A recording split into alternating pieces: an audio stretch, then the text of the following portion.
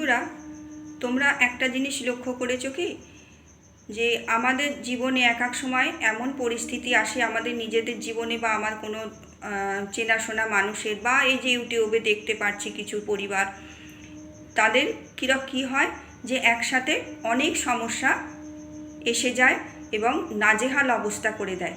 সেই পরিস্থিতিতে মানুষ কিন্তু মাথা ঠান্ডা রাখা তাদের পক্ষে খুবই কষ্টকর। আমি বলছি আমার জীবনের ওপর দিয়েও কিন্তু এই জিনিস গেছে বলেই আমি এক্সপিরিয়েন্স করেছি বলে বলছি।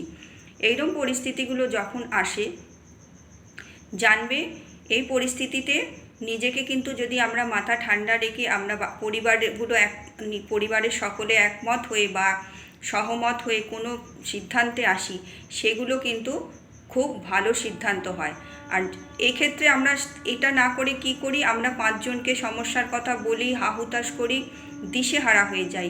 এমনও অনেক মানুষ হয়েছে এরকম পরিস্থিতিতে নিজের জীবনের ভুল সিদ্ধান্ত নিয়ে জীবনটা শেষ করে দিয়েছে, বা এমন সিদ্ধান্ত নিয়েছে যেটার জন্য সে সারা জীবন তাকে আফসোস করতে হচ্ছে।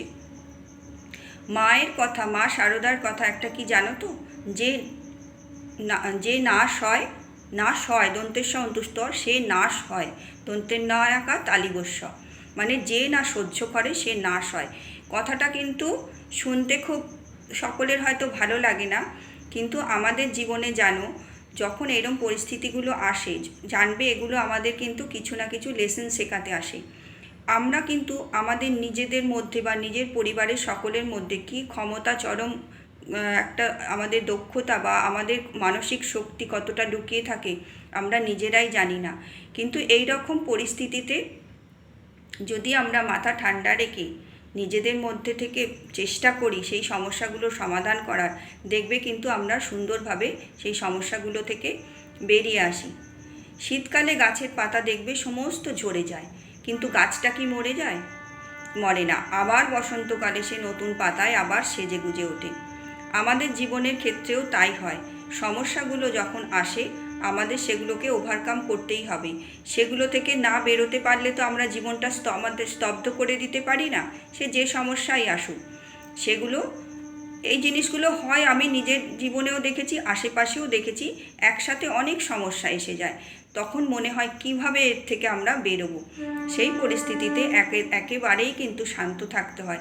শান্ত থাকলে কি হয়, নিজেদের ভেতর থেকে কিন্তু সেই ডিসিশান নেওয়ার ক্ষমতাগুলো, যে কী পরিস্থিতিতে কি করতে হবে, সেগুলো কিন্তু সেই বুদ্ধিগুলো কিন্তু আমাদের নিজেদের ভেতর থেকেই বেরোয়। এরকম ক্ষেত্রে মাথা ঠান্ডা রেখে সকলকেই বলবো যে নিজেদের সমস্যাগুলো নিজেরাই সমাধান করার চেষ্টা করবে। মানুষের জীবনে সমস্যা আসবেই, কারুর একসাথে অনেকগুলো আসে, কারুর একটা একটা করে আসে।